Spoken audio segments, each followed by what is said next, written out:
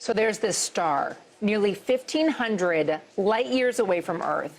And we have this telescope that's been staring right at it for a number of years.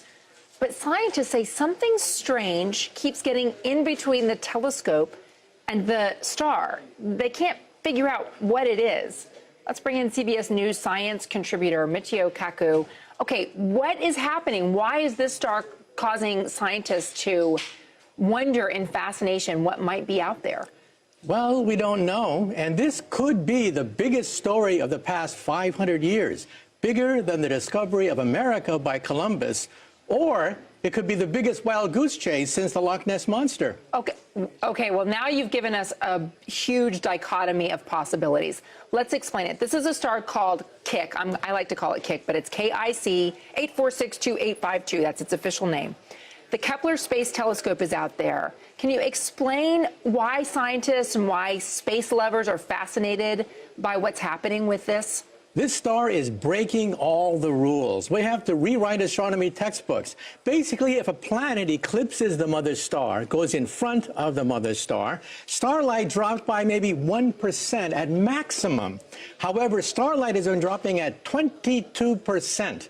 There is a colossal, humongous object of some sort blocking the starlight from this star. Okay, so imagine if you're in a movie theater and you see the spotlight coming from behind you, and on the stage what you're seeing is a huge nebulous rectangle of shadow, and you don't know what's causing the rectangle of shadow on the stage, right? Something like that. Okay, could it be an alien superstructure? That's what we're speculating. We've ruled out all the usual suspects, rogue planets, comets, asteroids. What's left but Star Trek? We're talking about what is called a Type 2 civilization that could build a gigantic sphere, perhaps bigger than Jupiter, to absorb starlight. And this, of course, is right out of science fiction, but here we are staring at it, and we have no logical explanation other than to assume that perhaps, just perhaps, it's made by a civilization a few thousand years more advanced than ours, like the Federation of Planets. Wait, does that put us back in like Cro-Magnon status? Well, compared to them, yes. We are what is called a Type 0 civilization. We get our energy from oil and coal. Type 1 would be like Buck Rogers, planetary civilization. This civilization is stellar. They can manipulate the energy of a star if it pans out. Okay, so I'm left baffled because they also spotted this star in 2009. This is October 2015. Why are we just talking about it now?